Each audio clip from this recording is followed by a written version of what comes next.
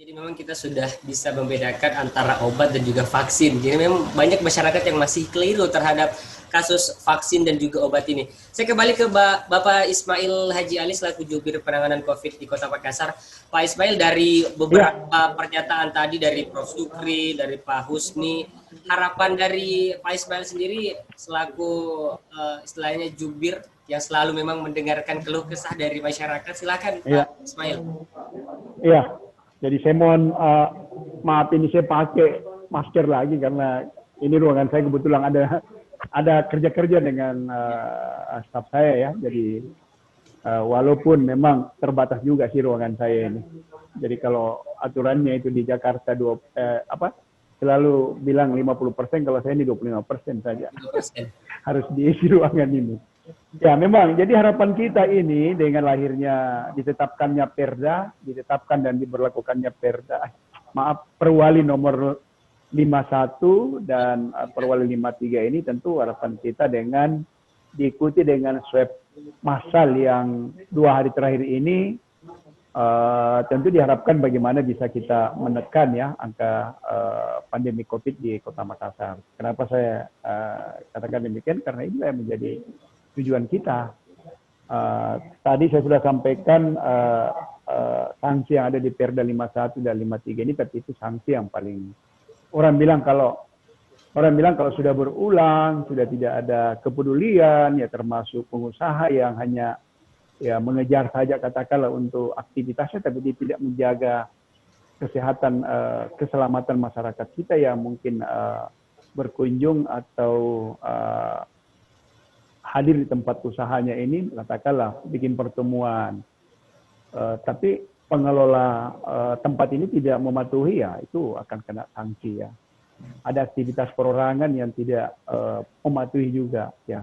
Dan termasuk memang di dalam perwali ini yang menjadi subjek pengaturan yaitu perorangan ya. Perorangan, pelaku usaha, pengelola dan penyelenggara atau penanggung jawab tempat dan fasilitas umum. Jadi di sini memang di perwali ini sangat jelas siapa yang menjadi subjek daripada pelaksanaan daripada perwali ini. Nah, juga tentu yang menjadi kewajiban di dalam perwali ini kalau kita tidak mau kena sanksi, ya itu tadi selalu dikedepankan namanya menggunakan alat pelindung diri berupa masker ya. Ia menutupi hidung dan mulut. Ya ada juga yang pakai masker, ya hanya dipasang tapi ditaruh di bawah begini ini. Ya ini juga menjadi hal yang mungkin orang menganggap saya sudah gunakan masker, tapi ini tidak sesuai dengan peruntukannya ya harusnya kan. Nah itu. Ada juga ini yang menjadi saja ya, gitu ya Pak Ismail ya. Ya ini yang menjadi tentu tim nanti di dalam melakukan penegakan daripada peraturan wali kota ini. Ya harus menutupi hidung dan mulut hingga dagu jika berada di luar atau di tempat dan fasilitas umum atau berinteraksi dengan kelompok apalagi yang rentan seperti lansia ya itu dihindari, ibu hamil, anak balita atau orang lain yang tidak diketahui status kesehatannya. Nah ini semua yang harus menjadi perhatian ya untuk bagaimana perwali ini bisa dilaksanakan secara konsisten ya.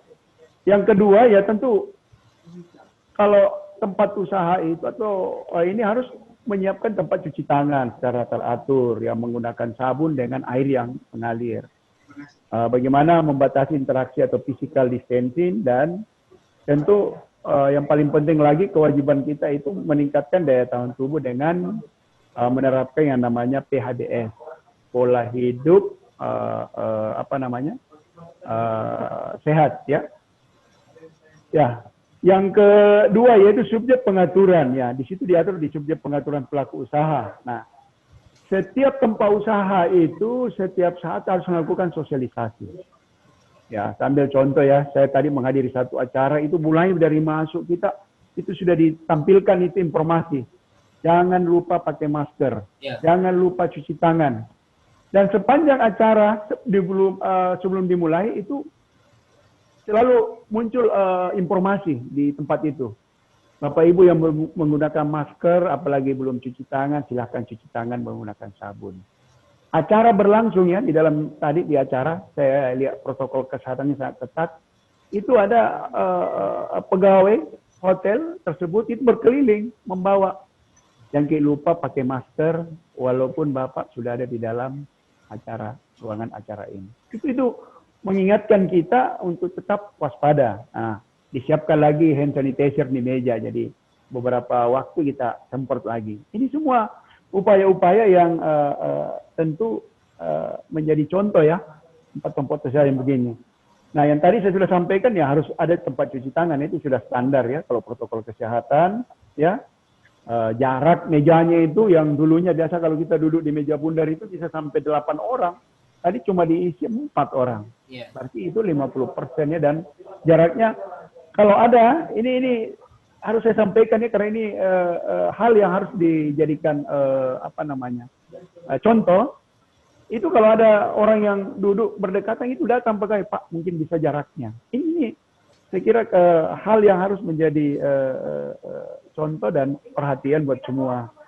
Dan ada pembersihan atau itu katanya sebelum acara yang dilakukan sebenarnya ini disemprot ya, disinfektannya ruangannya itu disterilkan ya.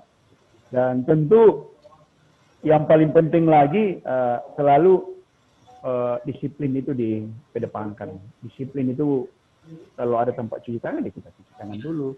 Masker jangan lupa dan physical distancing. Nah, memang di peraturan wali kota ini adalah bagian daripada perwali sebelumnya 36. Itu kan diatur tempat-tempat dan fasilitas umum yang mana saja. Penting saya sampaikan bahwa yang diatur dalam perwali nomor 51 itu tempat dan fasilitas umum ya yang diatur dalam perwali ini antara lain ya perkantoran dan tempat kerja. Tempat usaha atau industri itu harus betul-betul menjaga ya. Yang kedua ya sekolah ya. Alhamdulillah hari ini kan kita belum buka sekolah ya. Semua masih belajar dari rumah. Tempat ibadah juga menjadi bagian. Terminal, toko pasar modern dan pasar tradisional. Ya termasuk tadi saya sudah sampaikan transportasi umum. Ada apotek dan toko obat, warung makan. Tempat wisata. Ya mungkin kita di Makassar ini ada tempat-tempat ya seperti yang ada di timur kota ya, tempat-tempat untuk wisata itu tetap harus menjadi rujukan daripada perwali ini untuk tetap ditaati. Termasuk tempat dan fasilitas umum yang harus memperhatikan protokol kesehatan ya. Nah itu hal-hal yang diatur yang menjadi tempat atau objek pengawasan dari para petugas kita yang harus menegakkan perwali ini. Ya, di dalam perwali ini diatur juga monitoring dan evaluasinya itu ada beberapa SKPD yang terkait, ya termasuk ada Dinas Kominfo, Kesehatan, Perhubungan, dan itu melibatkan unsur TNI dan atau kepolisian. Ya. Nah, tentu di sini perwali ini sebelum kita laksanakan kan kemarin kita lakukan sosialisasi seperti dari hotel itu perwakilan dari PHRI ya termasuk kita dalam suasana proses kontestasi pilkada itu kita undang semua para tim-tim suksesnya untuk menyampaikan daripada bagaimana perwali ini bisa dilaksanakan secara konsisten. Itu saya kira ya yang tambahan saya dan tentu harapan saya ayo kita sama-sama semua masyarakat yang belum meragukan dirinya mau ke swab. Saat ini pemerintah kota menyiapkan ya di beberapa kecamatan, silakan mendatangi tempat tersebut. Ya, jangan lupa tetap jaga jarak, protokol kesehatan, jangan ragu, ini gratis yang disiapkan pemerintah kota. Ya, nah itu saya kira harapan saya dan tentu memutus rantai pandemi COVID ini tidak bisa hanya oleh pemerintah, unsur keamanan atau ada Pak Husni sini dari wisata duta COVID, ada Pak Dokter, ada Prof. Sukri, Pak Tuluri. Tentu semua harus kita melibatkan, khusus saya ambil contoh di internal kami di keluarga ya, tentu kita mulai ya, penting bagaimana kita bisa terhindar dari COVID ada di dalam keluarga kita untuk kita tetap patuh. Saya kira itu. Terima kasih Pak Ismail. Terakhir saya ke Prof. Sukri, tambahan sedikit Prof terkait kedisiplinan masyarakat terhadap mematuhi protokol kesehatan yang ada, apalagi sekarang kita berada dalam masa pilkada serentak lagi. Ya. Silakan Prof. Sukri. Ya, jadi saya kira berkaitan dengan pilkada ini juga perlu pengaturan yang ketat, ya. Dan tidak boleh main-main hanya karena pilkada lalu kita mengorbankan masyarakat secara keseluruhan. Ya. Apa yang harus kita lakukan adalah bahwa berkaitan dengan pilkada ini perlu pengaturan berkaitan dengan mobilisasi massa. Dalam pengertian begini, bahwa kampanye-kampanye itu harus dilakukan dalam bentuk kampanye milenial. Kampanye yang mengatur bagaimana pembatasan masyarakat ini dilakukan. Disinilah tantangannya, artinya adalah bahwa bagaimana mempengaruhi masyarakat untuk memilih kita tanpa harus mengorbankan mereka hanya karena pilkada lalu kita mengorbankan mereka.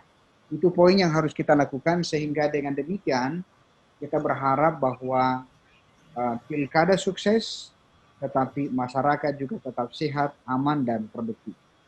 Saya kira begitu, Mas Ede.